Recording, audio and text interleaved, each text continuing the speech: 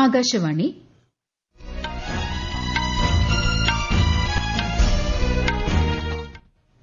നമസ്കാരം. വാർത്തകൾ വായിക്കുന്നത് അശ്വതി.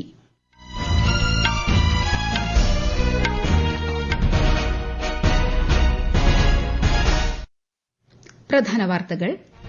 രാജ്യത്തെ പുതിയ ക്രിമിനൽ നിയമങ്ങളുടെ വിജയകരമായ നിർവ്വഹണം സംബന്ധിച്ച് ഇന്ന് ചണ്ഡിഗഡിൽ നടക്കുന്ന പരിപാടിയെ പ്രധാനമന്ത്രി നരേന്ദ്രമോദി അഭിസംബോധന ചെയ്യും. സർക്കാരും പ്രതിപക്ഷവും സമവായത്തിലെത്തിയതോടെ ഇന്ന് മുതൽ പാർലമെന്റിന്റെ പ്രവർത്തനം സുഗമമാകുമെന്ന് പ്രതീക്ഷിക്കുന്നതായി കേന്ദ്രമന്ത്രി കിരൺ റിജിജു. ഇന്ന് ലോക ഭിന്നശേഷി ദിനം.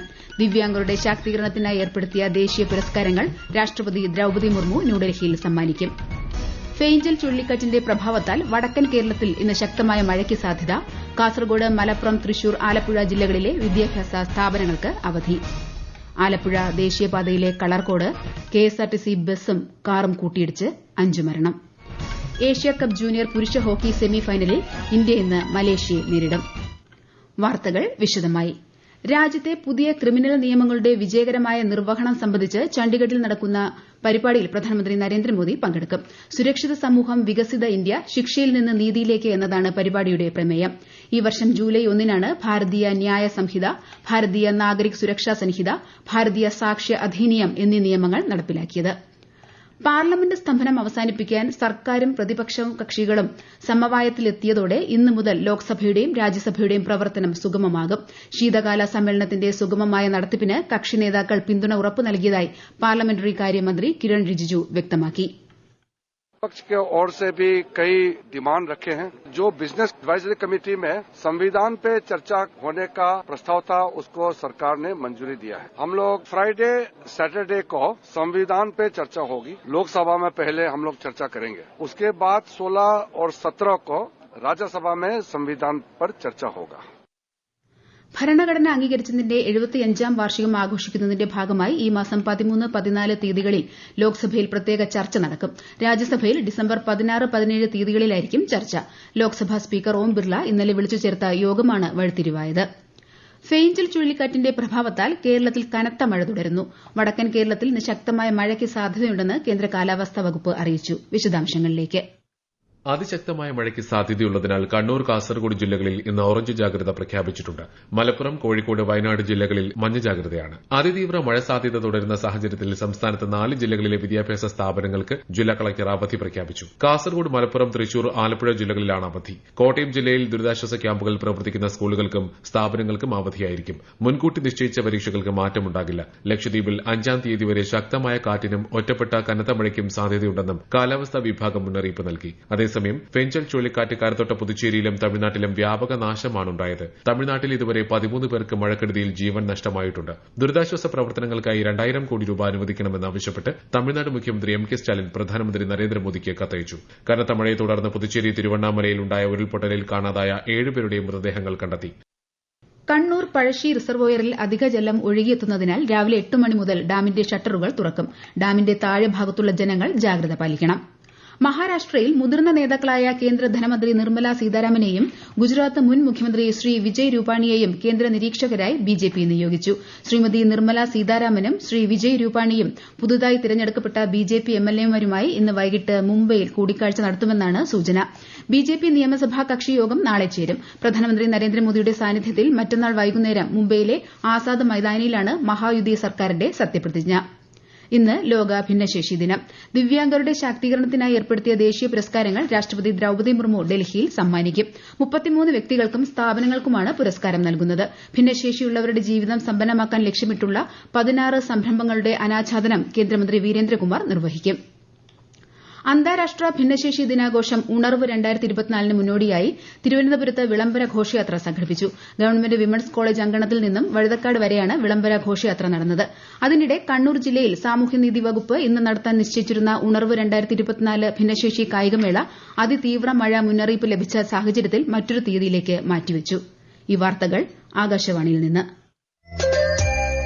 ആകാശവാണി വാർത്തകളും വാർത്താധിഷ്ഠിത പരിപാടികളും All India Radio News Thiruvananthapuram YouTube ചാനലിലും All India Radio News Thiruvananthapuram Facebook പേജിലും AR News_ തിരുവനന്തപുരം ഇൻസ്റ്റഗ്രാം അക്കൌണ്ടിലും AR News_TVM X ഹാൻഡിലും ലഭ്യമാണ്. രാഷ്ട്രപതി ദ്രൌപദി മുർമു 5 ദിവസത്തെ സന്ദർശനത്തിനായി ഇന്ന് ഒഡീഷയിലെത്തും. ഭുവനേശ്വറിലെ ആദിം ഒവാർ ജർപ്പ ജഹർ സന്ദർശിക്കുന്ന രാഷ്ട്രപതി പണ്ഡിറ്റ് രഘുനാഥ് മുർമുവിന്റെ പ്രതിമ അനാച്ഛാദനം ചെയ്യും. പുരിയിലെ ശ്രീ ജഗന്നാഥ ക്ഷേത്രത്തിലും അവർ പ്രാർത്ഥന നടത്തും. ഗോപബന്ധു ആയുർവേദ മഹാവിദ്യാലയത്തിന്റെ 75ാം വാർഷികാഘോഷത്തിലും ബ്ലൂ ഫ്ളാഗ് ബീച്ചിൽ നാവികസേന ദിനാഘോഷത്തിലും രാഷ്ട്രപതി പങ്കെടുക്കും. വ്യാഴാഴ്ച ഭുവനേശ്വറിൽ നടക്കുന്ന ഒഡീഷ അഗ്രികൾച്ചർ ആന്റ് ടെക്നോളജി സർവകലാശാലയുടെ 40ാമത് ബിരുദദാന ചടങ്ങിലും രാഷ്ട്രപതി പങ്കെടുക്കും. ഭുവനേശ്വറിലെ പുതിയ കോടതി സമുച്ചയം രാഷ്ട്രപതി ഉദ്ഘാടനം ചെയ്യും. സന്ദർശനത്തിന്റെ അവസാന ദിവസം ഒഡീഷയിലെ വിവിധ വികസന പദ്ധതികൾക്ക് രാഷ്ട്രപതി ദ്രൌപദി മുർമു തറക്കല്ലിടും. ഉപരാഷ്ട്രപതി ജഗദീപ് ധൻകർ ഇന്ന് മുംബൈ സന്ദർശിക്കും. Central institute for research on cotton ടെക്നോളജിയുടെ ശതാബ്ദി സ്ഥാപക ദിനത്തിൽ മുഖ്യാതിഥിയായി പങ്കെടുക്കുന്ന അദ്ദേഹം ശതാബ്ദി ആഘോഷങ്ങളുടെ ഉദ്ഘാടനവും നിർവഹിക്കും. കേന്ദ്രമന്ത്രി ശിവരാജ് സിംഗ് ചൌഹാൻ, കേന്ദ്ര സഹമന്ത്രി Ramnath Thakur, Maharashtra governor C P Radhakrishnan എന്നിവരും സമ്മേളനത്തെ അഭിസംബോധന ചെയ്യും. ആലപ്പുഴ ദേശീയപാതയിൽ കളർകോട് ചങ്ങനാശ്ശേരി മുക്ക് ജംഗ്ഷനിൽ കെഎസ്ആർടിസി ബസും കാറും കൂട്ടിയിടിച്ച് 5 MBBS വിദ്യാർത്ഥികൾ മരിച്ചു. കാറിലുണ്ടായിരുന്നവരാണ് മരിച്ചത്. അപകടത്തിൽ മരിച്ചവരുടെ മൃതദേഹങ്ങളുടെ പോസ്റ്റ്മോർട്ടം രാവിലെ ആരംഭിച്ചു. കൂടുതൽ വിവരങ്ങളുമായി ആകാശവാണി ആലപ്പുഴ പ്രതിനിധി ആർ രവികുമാർ.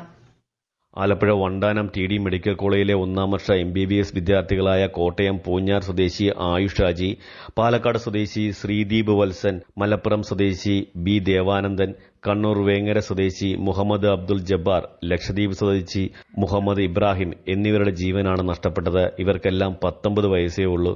ഇന്നലെ രാത്രി 9 മണിയോടെ ദേശീയപാതയിൽ ആലപ്പുഴ ചങ്ങനാശ്ശേരി മുക്കിൽ കനത്ത മഴയത്ത് നിയന്ത്രണം വിട്ട കാർ കായംകുളത്തേക്ക് പോവുകയായിരുന്ന KSRTC ഫാസ്റ്റ് പാസഞ്ചറിൽ ഇടിക്കുകയായിരുന്നു. 11 വിദ്യാർത്ഥികളാണ് കാറിലുണ്ടായിരുന്നത്. പരിക്കേറ്റ 6 പേരെ ആലപ്പുഴ വണ്ടാനം മെഡിക്കൽ കോളേജ് ആശുപത്രിയിൽ പ്രവേശിപ്പിച്ചിരിക്കുകയാണ്. വിഴിഞ്ഞം രാജ്യാന്തര തുറമുഖത്തിന്റെ വാണിജ്യ പ്രവർത്തനത്തിന് ഇന്ന് തുടക്കമാകും.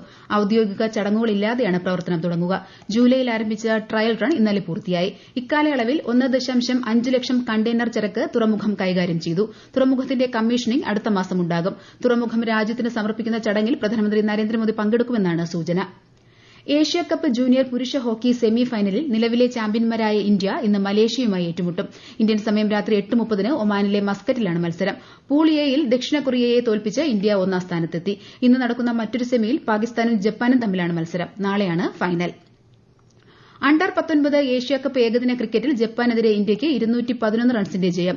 ഇന്ത്യ ഉയർത്തിയ 340 റൺസ് വിജയലക്ഷ്യം പിന്തുടർന്ന ജപ്പാന് നിശ്ചിത 50 ഓവറിൽ 8 വിക്കറ്റ് നഷ്ടത്തിൽ 128 റൺസ് എടുക്കാനേ സാധിച്ചുള്ളൂ. ഇന്ത്യയ്ക്ക് വേണ്ടി ക്യാപ്റ്റൻ മുഹമ്മദ് അമാൻ സെഞ്ചുറി നേടി. ISL ഫുട്ബോളിൽ ജംഷഡ്പൂർ FCക്ക് ജയം. ഇന്നലെ ജംഷഡ്പൂരിൽ നടന്ന മത്സരത്തിൽ മുഹമ്മദൻ SCയെ 1-നെതിരെ 3 ഗോളുകൾക്കാണ് പരാജയപ്പെടുത്തിയത്. പ്രധാനമന്ത്രി നരേന്ദ്രമോദി പാർലമെന്ററി ലൈബ്രറി ബിൽഡിംഗിലെ GMC ബാലയോഗി ഓഡിറ്റോറിയത്തിൽ ഹിന്ദി സിനിമയായ ദി സബർമതി റിപ്പോർട്ട് വീക്ഷിച്ചു. ആഭ്യന്തരമന്ത്രി അമിത്ഷാ, രാജ്യരക്ഷാമന്ത്രി രാജ്നാഥ് സിംഗ്, വാർത്താവിതരണ പ്രക്ഷേപണ മന്ത്രി അശ്വിനി വൈഷ്ണവ്, മറ്റ് ക്യാബിനറ്റ് മന്ത്രിമാർ, പാർലമെന്റ് അംഗങ്ങൾ, വിശിഷ്ട വ്യക്തികൾ തുടങ്ങിയവരും അദ്ദേഹത്തോടൊപ്പമുണ്ടായിരുന്നു. 2002 ഫെബ്രുവരിയിൽ ഗുജറാത്തിലെ ഗോധ്ര സംഭവത്തെ ആസ്പദമാക്കിയുള്ള ചിത്രം പ്രധാനമന്ത്രിക്കൊപ്പം കാണാൻ സാധിച്ചതിൽ നടൻ വിക്രാന്ത് മാസി സന്തോഷം പ്രകടിപ്പിച്ചു. ഈ വർഷം ഏപ്രിൽ മുതൽ സെപ്റ്റംബർ വരെയുള്ള കാലയളവിൽ നേരിട്ടുള്ള വിദേശ നിക്ഷേപം 45% വർദ്ധിച്ച് $29 ബില്യൺ ഉയർന്നു. സേവനങ്ങൾ, computer software, hardware, telecom, automobile, pharmaceuticals, chemicals എന്നീ പ്രധാന മേഖലകൾക്കാണ് FDIയിൽ നിന്ന് പ്രയോജനം ലഭിച്ചത്. ഇത് രാജ്യത്ത് മികച്ച സാങ്കേതിക വിദ്യയ്ക്കൊപ്പം സാമ്പത്തിക മേഖലയിൽ ഉയർന്ന നിക്ഷേപത്തിനും തൊഴിലവസരങ്ങൾ സൃഷ്ടിക്കുന്നതിനും കാരണമായി. ജൂലൈ മുതൽ സെപ്റ്റംബർ വരെയുള്ള 2ാം പാദത്തിലെ വിദേശ നിക്ഷേപം 43% ഉയർന്ന് $13.6 ബില്യൺ.